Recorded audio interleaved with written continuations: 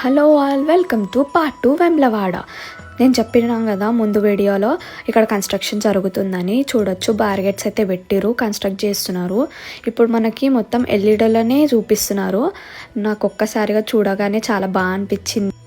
నాకు ఒక్కసారి శివయాన్ని చూడగానే చాలా హ్యాపీనెస్ అనిపించింది. కానీ ఎంత చూసినా రియలిస్టిక్గా ఉండదు కదా, చూసింది ఎల్ఈడీలో కాబట్టి.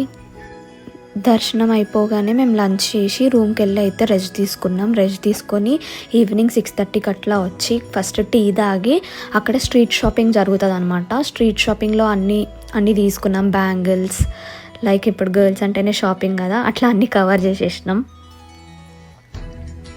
మా ఇంట్లో కోసం లింగంని కూడా తీసుకున్నాం.